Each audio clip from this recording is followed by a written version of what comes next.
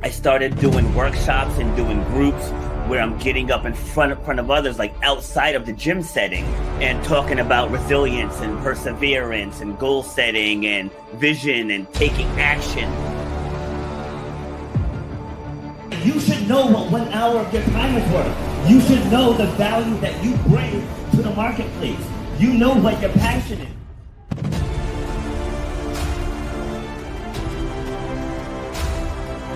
Starts with clarity of vision.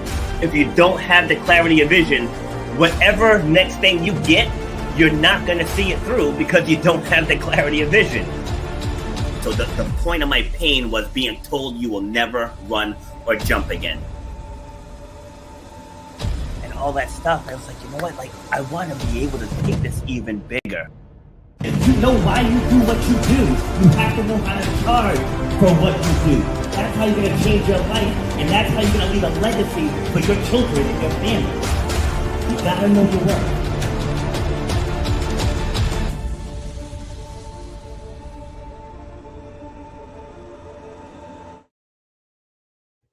Hello, ladies and gentlemen. This is Rob, and I'm back with episode number 375 of Shut Up and Grind. We were all about overcoming obstacles, defying the odds, and inspiring you to clear whatever's blocking the path from whatever success you want in this lifetime. So today we're going to be talking about not playing small. But before I bring my guest on, we want to talk a little bit about authenticity. Okay, you gotta be yourself. Stop tying your identity to your job. Stop tying your identity to your significant other, or identifying yourself as just I don't want to say just, but being a parent, because you are much deeper than that. You are much bigger than that. And there's so many things in this world that you can accomplish that you're talking yourself out of. One of the number one questions I get is, why do you call your show Shut Up and Grind? Like why are you telling people to shut up? No, I want you to tell yourself to stop it. Because I've been there myself, doubting myself, imposter syndrome. Who's going to listen to me as a podcast host? And now I have 4 days a week that's booking into June of next year, right? Because I finally stepped into who I was. I'm a competitor. Right, that's what I do. At the heart of everything is I am a competitor. So I look at everything that I've been told. You'll never run or jump again. You can't start a business during a recession. That's other people projecting their insecurities onto you. And you have a chance every single day to wake up and step into your power. And I felt like that was a good one to start with today's topic. I always forget to scroll back up. All right, so who's helping me have this talk today? Randy Gage, and he says, if you're tired of playing small, stuck in your own story, or afraid to challenge the status quo, this episode is your wake-up call. Randy doesn't hold back. So let's meet Randy. Welcome to the show, sir. How you doing? Hey, Robert. Great to be on with you. Awesome. Where you joining me from? Miami. I'm a Miami Dolphins fan. Would you believe it? There's not many of us left, but I'm glad to hear there's at least one more. Yeah, I'm hanging on. I've been following them since I was like 8. Now I'm up here in Rhode Island. I'm in New England, so I could have very easily jumped on a Patriots bandwagon for all those years. But I'm like, nope, I'm holding out, and I want to see my Dolphins finally make it. So we'll see what happens. So, all right, so we're going to dive in. We're going to be talking about unleashing prosperity through pain. But before we get there, let's find out a little bit more about you. How would you describe yourself at your core? In my essence, I'm a writer. Writer, okay. Not to identify with an occupation, because that's not what I mean. I say that because that's when I'm at one of my peak states of happiness and joy and creativity, is when I'm hunched over my MacBook Pro in my lonely writer's garret, writing my next blog post or my next book or my next whatever. And I think because I'm really a philosopher, and you say, well, what do you do? How do you make a living? What exactly do you do? I'd say, well, I'm like Socrates and those guys. I'm a philosopher. I go down to the town square every day and I stand on a peach box and I speak what's on my mind. Because that's what I'm doing, right? That's what you're doing. That's what any Yeah. of us who choose to be in the creative space and host a podcast, write a book, write a blog post. That's what we're doing. And I'm a deep thinker. I'm always working how to be a more critical thinker. And I think I write so that I know what I'm thinking. And when I write, it forces me to clarify my thinking. Because like I can give a speech, 10,000 people there, put me on stage, put a quarter in the jukebox, I can rock the stage. I'm going to get a standing ovation. They're going to love it. And then I'm going to go back in my room and order room service and say, well, damn, I told him I was going to do the 6 secrets of whatever, and I think I left out number 6. You don't catch that on the stage. They might not even have caught it in the audience, except like the people who were taking notes, and they're like, wait, what, But when you write, that stuff can't escape. It jumps out at the page that, wait a minute, you jumped the shark here. You went for, this is not a logical sequential thing. Writing forces you to be a better thinker. And if you're a better thinker, I think you have a better life.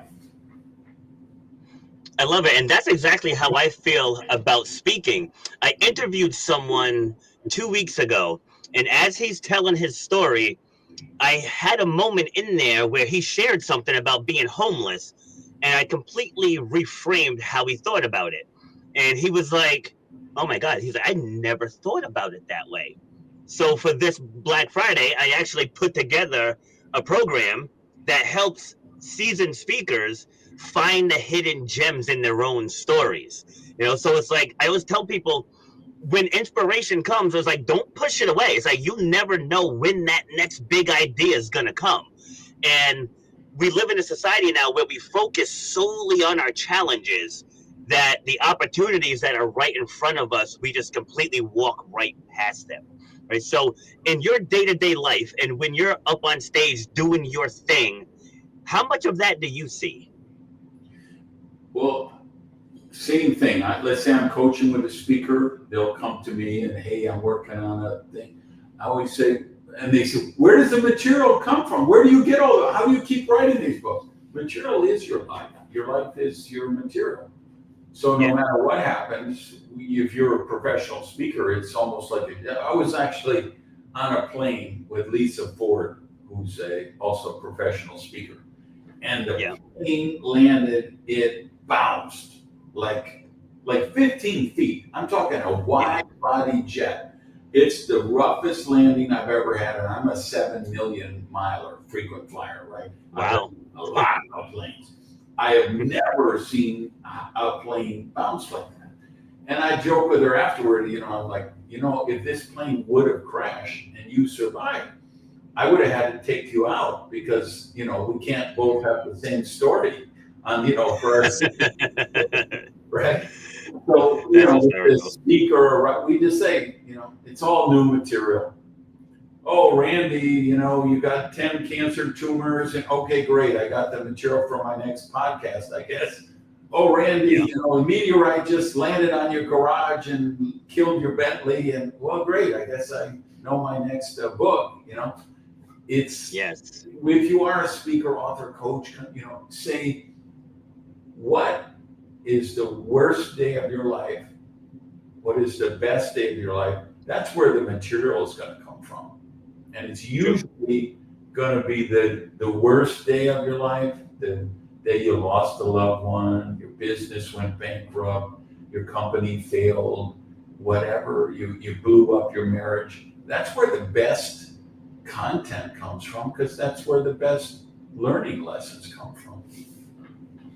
Exactly. Like you heard in my intro video where I said that my pain was being told I'd never run or jump again. And when people hear stuff like that, you have a decision to make. It's like you can just take that and just say, make that your reality, or you can be like, no, I don't accept that. Like January 14th coming up, I'm having a full knee replacement. And just before I came on with you, I was looking at races that I can do in June or July. Whereas most people would be like, oh, it takes like a year to recover, it's this and that. Like your brain controls healing. Your brain controls your body. So if I tell myself I'm going to be better in 6 months, and then I'm going to put the action behind it to be better in 6 months, it's highly likely that that outcome happens. When I get to May, if I need more time, then I'll just find another race a little, a couple more months down the line. But I don't ever focus on the setback.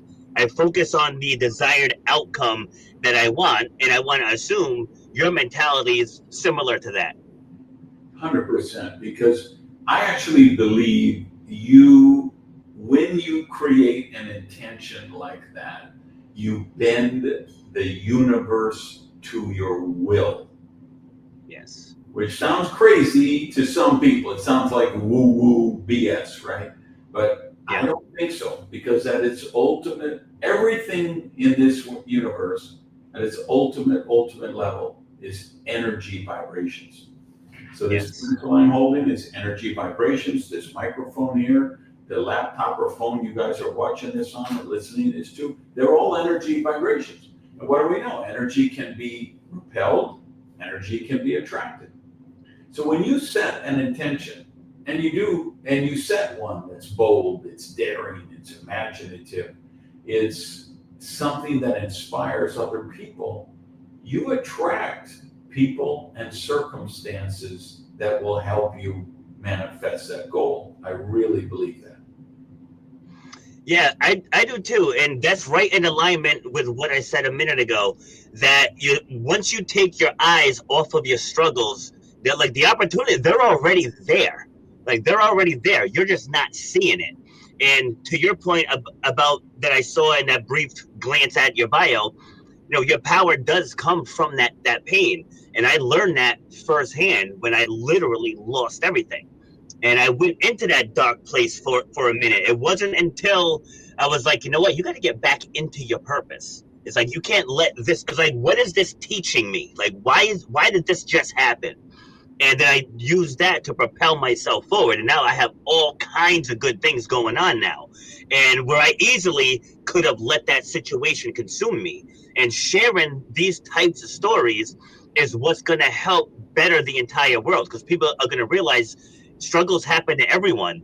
It's how you get through it is what matters. So can you share something that you went through where it gave you a total perspective shift? I had my business seized by the IRS and auctioned off in the courthouse steps. Left me 55 grand in debt. And this is back in the day. So 55 grand in debt with my earning capability at that time, it might as well be 55 million today, right? So I literally sold my furniture to eat. I sold the furniture to pay the rent.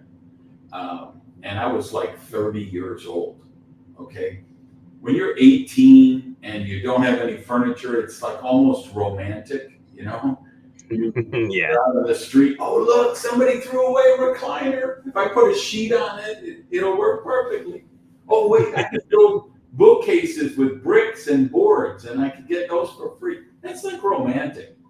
You're 30 years old, your friends have kids, houses, cars, families, and you're home, homeless, or you got a home and no furniture in there. It's not romantic. It sucks. It absolutely sucks. But I can tell you that's one of the best things that ever happened. If that didn't happen, I would still be working 80 to 100 hours a week in a greasy pizzeria trying to pay my bills. But because that happened, it shocked my system. I looked at my life with a whole new approach. I thought, God, I always wanted to be a writer. What if I started writing some articles and submit them to newspapers or magazines and get something published and make a little money? And what if I had been expelled from high school? I thought, what if I took some courses at the community college and studied foreign language, studied writing, studied anything? And it was such a wonderful wake-up call to re-engineer my life. And that never would have happened if they didn't come in and seize the place. See, you said two very important things there. The first one thing that I say in almost every talk that I give is I tell people the pivot that you want, you already know. It's already there. It's in your subconscious mind. Like I knew as a teenager that I wanted to be a speaker. So when everything collapsed for me when I left the restaurant industry, like I knew that was where I wanted to go, into fitness and into speaking.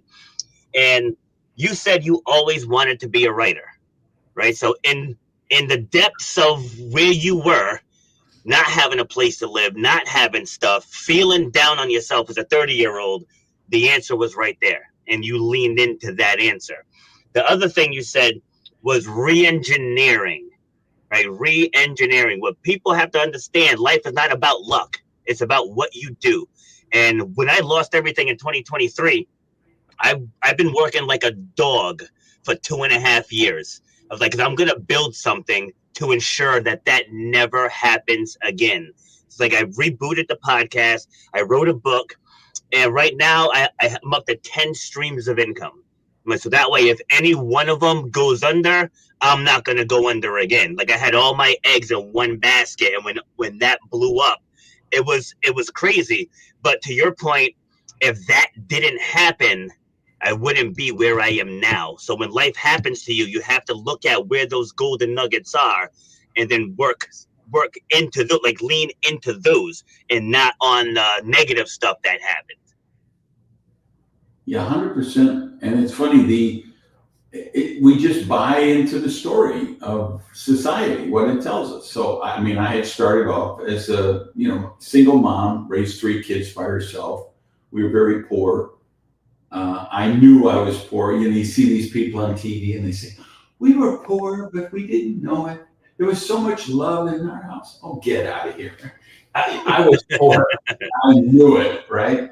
And so then I got promoted to cook, and then I was a waiter, and then a manager trainee, and then an assistant manager. And so my dream became to be a restaurant manager. And then when I became a restaurant manager, I realized it's not the American dream. This is the American nightmare. I guess I need to own my own restaurant. So then I went on and, undercapitalized, bootstrapped it, did it. And that's why, of course, I lost it. I didn't have the wherewithal and the resources to start it and do it the right way. But I did it just because I bought in the story. And at no point in all of those years, for 30 years, did I say, well, I always wanted to be a writer. How come I'm not writing? You get sucked into the mind viruses. This is what we do. This is how we do it. This is the way things are done here. And you never question it. So now my work is all about that. Everything, every podcast, every blog, every book is usually at some point going to go back to, let's question the premise.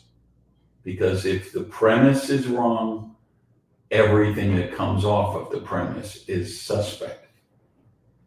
Yeah, see, and everything that you just said is exactly why I named this show what I named it. Because people talk themselves out of their own betterment. It's like they think that they need more education, or I need another certification. I'm not this, I'm not that. It's like, just get started. Like, you'll be surprised. There's 9 billion people on the planet. You only need a couple hundred to be successful. That's it. Couple hundred. You don't have to do something that's going to be in every living room, in every kitchen, in every, like, not everybody's going to hear the way I talk and resonate. Not everyone's going to hear the way you talk and resonate. It happens. Like, people receive information differently, just like you mentioned earlier about energy. Right? Some people might not like my energy. Some people love my energy. But so I just picked my lane. Like, I want to be a bold speaker. You are a bold speaker, right? So people are going to come to us who need that level. Like, even in the gym, because I manage a fitness business also. And even in the gym, there are people that need my direct style, right? The people that need a gentler approach, right? I'm not attracting them. So, like, they're not my target audience. So once people just realize you don't have to do something that's going to impact the entire planet, you just have to impact people's worlds, right? You do that and then you duplicate the process, you're going to be massively successful. Did you ever read the essay by Kevin Kelly, 1000 True Fans? I haven't read it, but I've heard of it. Yeah, Google it and read it because it's a very short read. Everybody watching, listening right now, it's really a great read, but it shows how anybody on earth really could build a wonderful dream lifestyle business with 1,000 true fans. I don't think we're at 9 billion, by the way. I think that we're only up to about 8 billion in the world. But the point is saying you don't need 8 billion people. If you have 1,000 people who love you and your work, you should never have to look for a job the rest of your life. You should never have to worry about money the rest of your life, because you go back to, now there's some fundamental stuff, right? You got to solve problems or add value. That's how prosperity is created. So whether you're Steve Jobs coming up with the iPad, whether you're Waymo launching driverless cabs, whether you're Jeff Bezos doing Amazon, you're solving problems or you're adding value. And when you do that, there will always be people who will joyfully, lovingly, gratefully crawl naked over broken glass and throw money at you, because you're going to make the problems go away. I love that, that visual. So I spoke at a career day back in September, and they wanted me to talk about the fitness industry. So when I got there, I was like, can I take this in a different direction? I was like, 'cause I don't want to just talk about fitness. So I went through, because now I'm sure you realize it's not easy to keep a teenager's attention, right, for the long term, right? So I started it by making it about them. It's like, right, what do you want to be? What do you want to be? And then I went through and I showed them how to leverage what they wanted to do. For example, one woman wanted to be a physical therapist, right? And I was like, so in being a physical therapist, like, can that give you generational wealth for your family? And she's like, I don't think so. I was like, but now what if you became a physical therapist, but you supplemented it with a YouTube channel and a TikTok channel and made how-to ebooks, you know, right? Because some people don't like going to the doctor. I was like, so what if you could do a mobility guide for athletes, or, you know, how to manage low back pain in people over 50? I was like, now I just gave you 4 or 5 ideas that you can leverage that industry. And there was a young man who played basketball. So it's like, all right, write out, name me all the things you need to be a good basketball player. So he's like rebounding and dribbling and speed and agility, mobility, vertical leap. I was like, now at your age, at the age of 17, can you write a video showing 10-year-olds how to do all those things? And he's like, yeah. He's like, I think I can. There you go. I just gave you a blueprint for you to supplement your basketball knowledge. I'm like, and you're just scratching the surface, you know? So when you're working with people and they're in that negative headspace, how do you help them reframe? I'm going to catch them all the time on their inner dialogue, because somebody says, I just can't, I'm nervous in front of audiences. I just can't speak. I've never been able to do public speaking. I always going to say, stop. Let's not affirm that. Because of course, when you say that, you're programming your subconscious mind. Yes. We know the subconscious is the big iceberg under the water, the 95%. This is the basis of my work for 40 years, 30 years. If your subconscious mind has a conflict with your conscious mind, your subconscious mind is going to win 100 times out of 100 times. Mm-hmm. So my work is helping people uncover their limiting beliefs, which I believe for the average person, their core foundational belief about all the important things in life they're created before they're 7 or 8 years old. And all the important areas, money and success, health and wellness, God and religion, sex and sexuality, relationships and marriage, all the important stuff You developed them 4, 5, 6 years old. Your parents were abusive, one cheated on the other. You have core foundational beliefs about relationships. And you're going to go out in the world and repeat them unless you question the premise. Because that's your model. And so you say, you mean I blew up my marriage at 35 years old because of programming I got when I was 6? Yeah, that's exactly what I mean. You mean I sabotaged my career and I got fired from a job because of programming I got when I was 7? Yeah. Because if you're like most people, you were programmed, like health and wellness. Let's take your area, right? So you, I'm sure, have some really strong, important foundational beliefs about health and wellness. Yes. What's the problem with the people coming to your gym, coming to you for coaching? They also have some strong foundational beliefs about health and wellness. What are yours versus what are theirs? Well, even though I never met any one of your single clients that you saw in the last month, I know exactly what they were programmed with for their core foundational beliefs. They believe that for every decade you get older, you add 5 to 10 pounds of weight because everybody they saw did that. They believe that when you need help, then you need a medicine or a doctor who will cut something out of your body.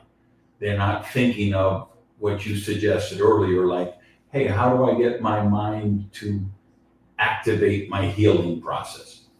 They believe that by the time you're 50 years old, you're on 6 prescription medicines. By the time you're 60, you're on 10 prescription medicines. By the time you're 70, you're on 15.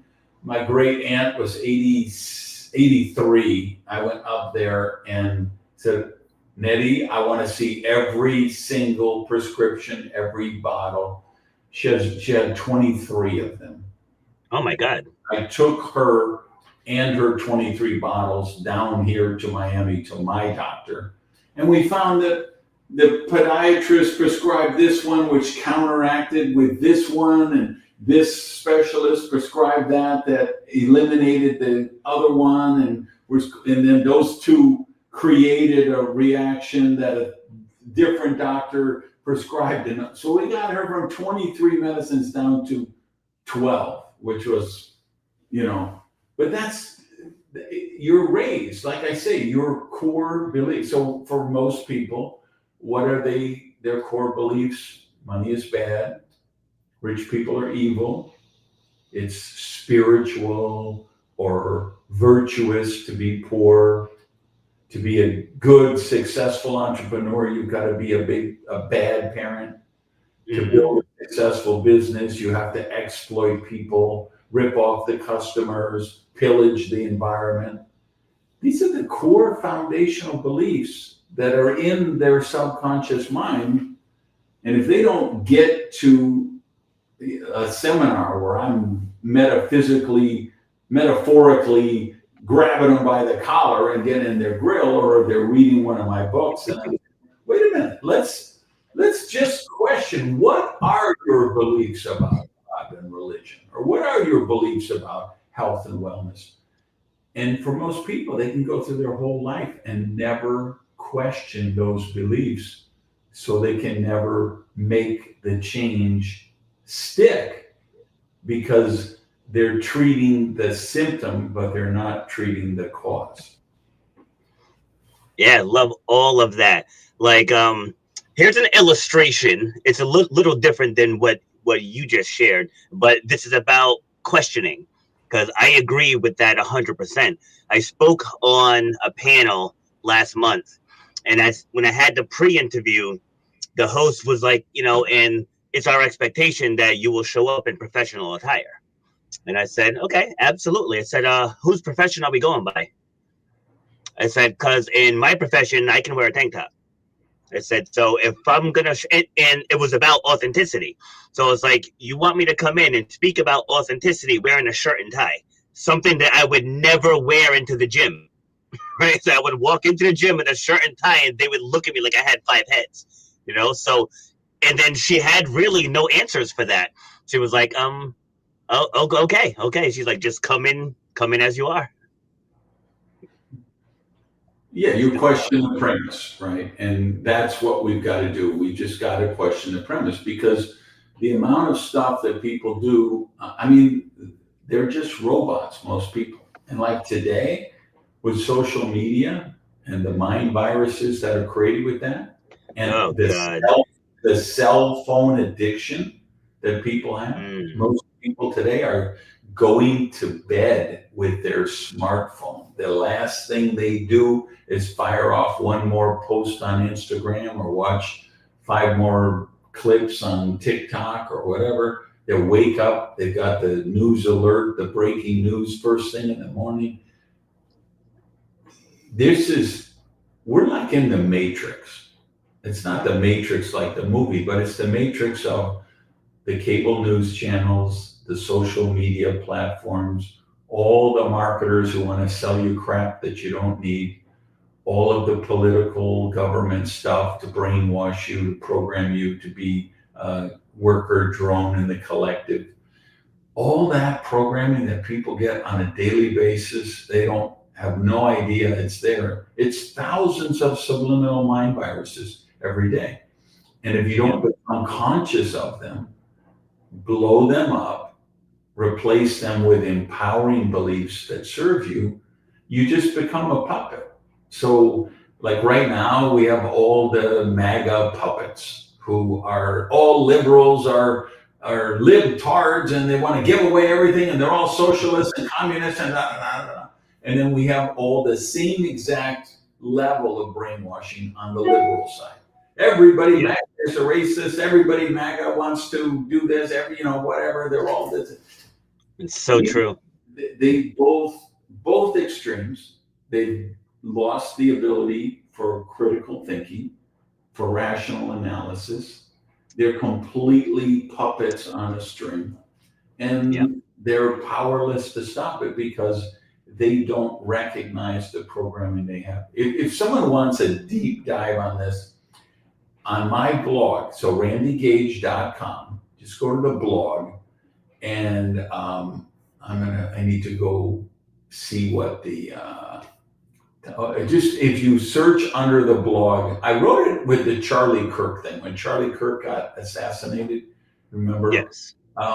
So it was the same when Trump got shot. It was the same when Pelosi's husband was attacked and whatever. So here's the actual. The title is Liberals, MAGA, Charlie Kirk, Elon Musk, and They. So it's a little detour, but I think it's worth taking for the sake of your listeners and viewers, because wait, I got to get back to the screen with you. I don't remember. I got so many sessions open. What are we on? We're on Riverside. What are we? We're on StreamYard. Wow, I am so not there. StreamYard Studio. Anyway, so it's like I got a text from my friend. They shot President Trump. I got another one with Kirk. They shot Charlie Kirk with, they attacked Pelosi's husband. And so the question that I put in this blog was, who's they? Mm. They didn't do that. What do they mean when they say they? And of course, the MAGA people, when they say they mean the liberals. And the liberals, when they say they mean the MAGA people.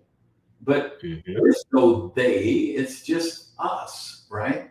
And so we've got to look at that. And oops, I almost hung up on you trying to find the to say, no, it's not they. We've just been brainwashed to demonize the other side, to otherize the outside. So they're not even human anymore. So it doesn't matter what you say about them because they're not really people, right? We've adopted these online avatar personalities, and we're the noble ones, the good ones, and everybody else is the evil people who want to destroy the world.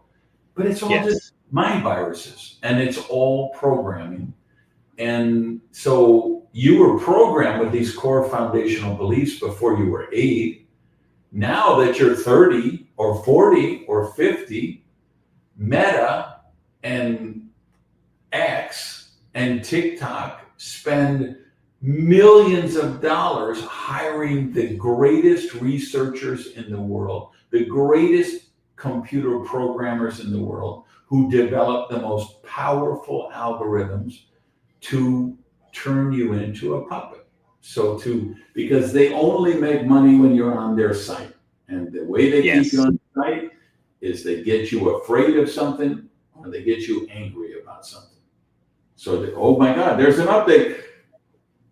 Whatever the trigger is for you, and then boom, you're on TikTok, and now you're doom scrolling for the next 4 hours. This is one of the biggest challenges we're facing as a society. If you want to be an entrepreneur, if you want to be successful, if you want to be healthy, if you want to have healthy relationships, you have to take control of your mind again.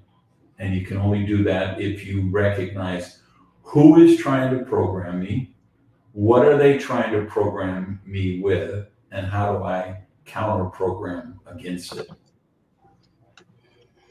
See, and to illustrate that, outside of politics is corporate America.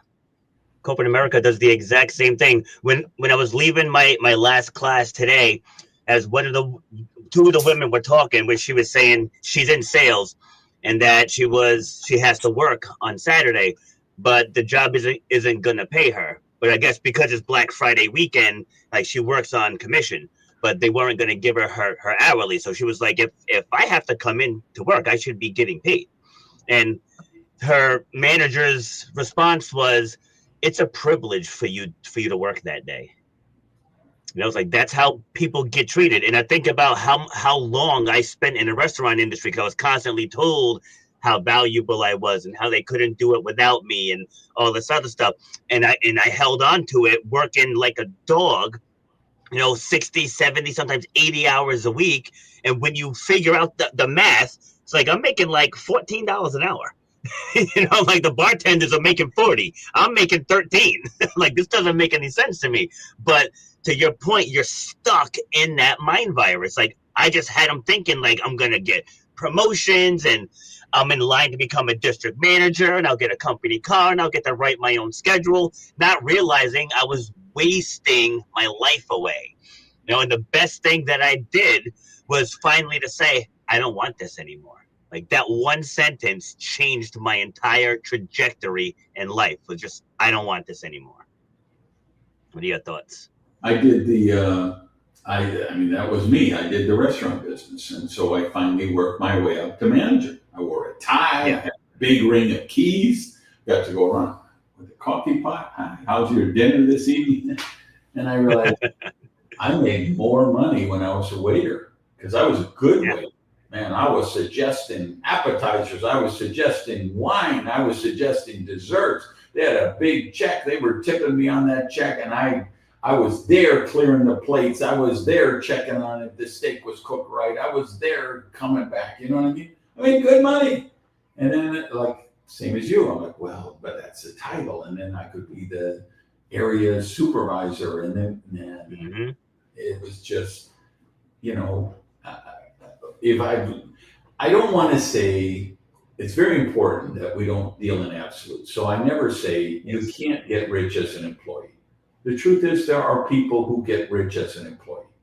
If you're Michael Eisner and you run Disney, you're an employee, but you're a multi-millionaire employee, right? Yes. But that's very rare. I believe it's easier and quicker to become wealthy being an entrepreneur. Because if you're an employee, still, somebody somewhere has to buy you at wholesale and sell you at retail. And so they're getting that profit margin, you're not. But so, like, my coaching program, I don't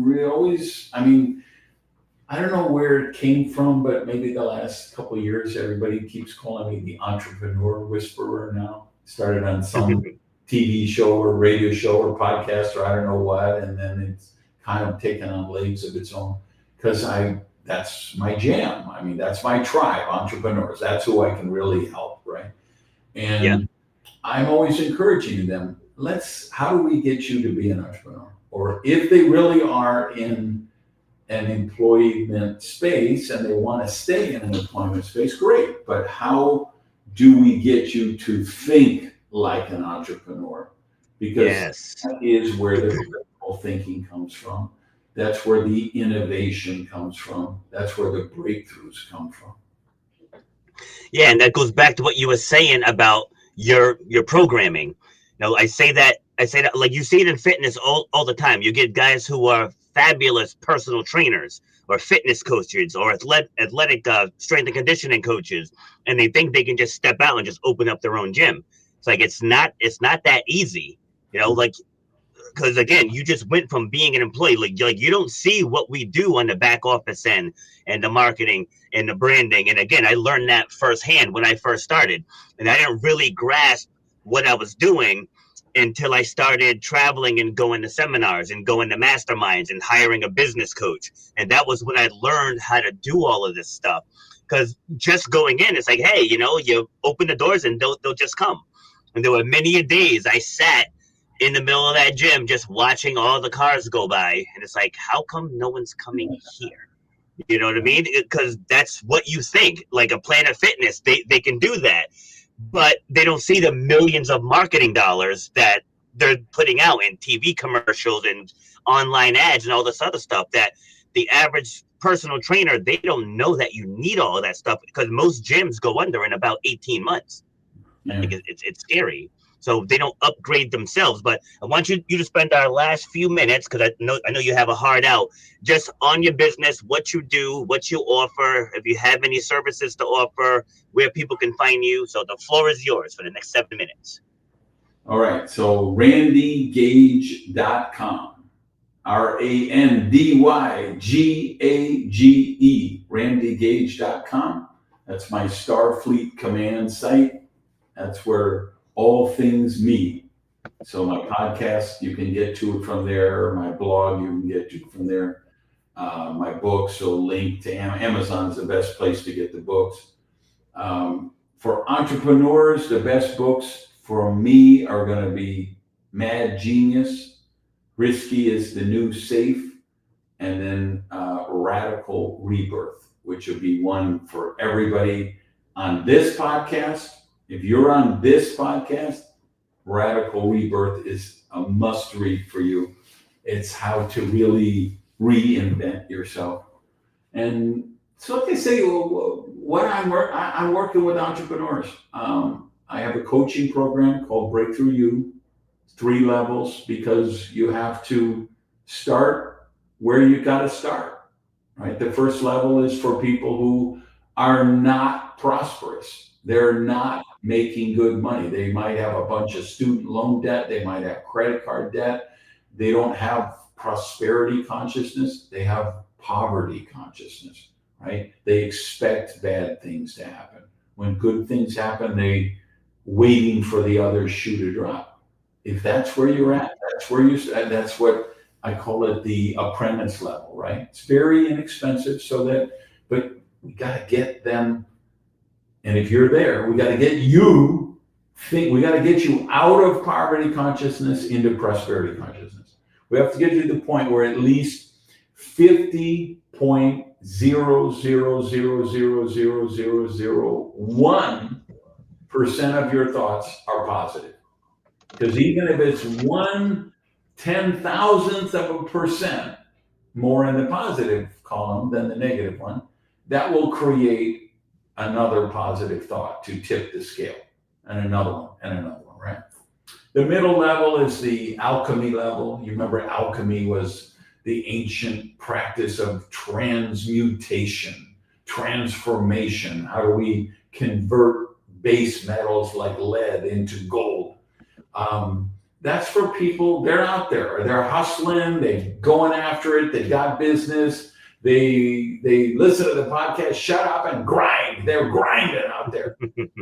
But they can't quite break the $1 million mark for whatever reason. That's the middle level, the apprentice level. And then I have a level for the ballers, the players, the anarchist level. It's like the 1% of the 1%. And you go with the level that's right for you, because it's all a process. And I work with everybody, believe me. I work with some of the most successful billionaires in the world. And I work with people who are, 2 minutes away from bankruptcy. You got to start where you're at. And I've been at those spots along the journey, right? I am the guy who sold my furniture and slept on the floor. But I'm also the guy who's now in the Speaker Hall of Fame, who's got 16 books, 15 out so far, have all been bestsellers. I've built a multi-million-dollar speaking business. I've built a multi-million-dollar consulting business. I'm an entrepreneur. I've produced more than 23 billion with a B, $23 billion worth of revenue for myself, my team, and my clients and proteges. Wow. So I've seen it, all of that. And it's about the mindset. And then you learn the skills, right? But because like the people at my top level, some of them are crazy successful, right? So why are they joining my program? Because I'm the only guy who would tell them the truth, who get in the face and say, that's wonderful. I'm really glad you did $87 million last year. But the fact is, your kids don't even want to talk to you. So what the F is the good is your 87 million, or your marriage is in shambles, or you're 2 cheeseburgers away from a diabetic coma. So how does that work, right? So, because I'm all about the holistic thing, how to be healthy, how to be happy, how to be prosperous, right?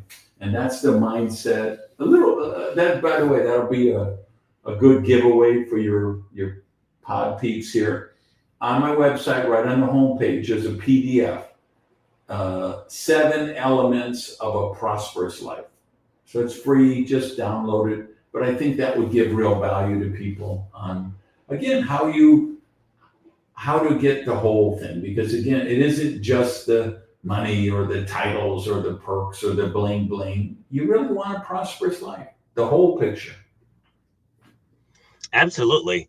That was awesome. So like I said, I know you got a heart out. If you want to give like a good 30-second final word, and then we'll break this down.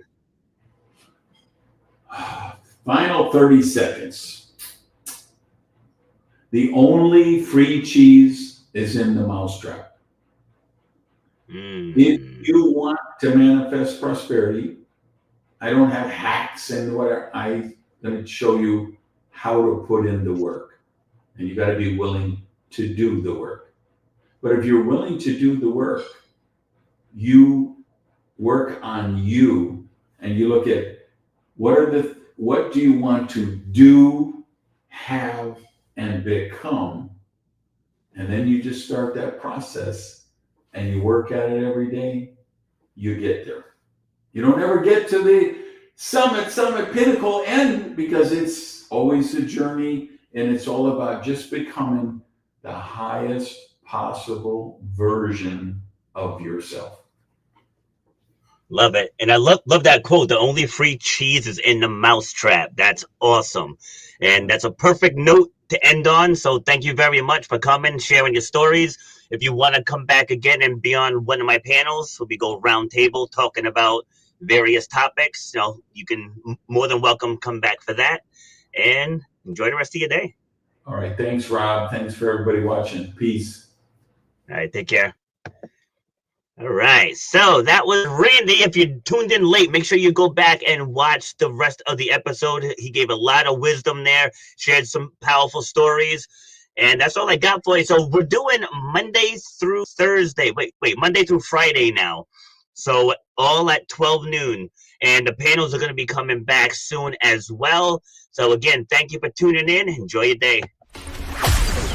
You've been listening to Shut Up and Grind.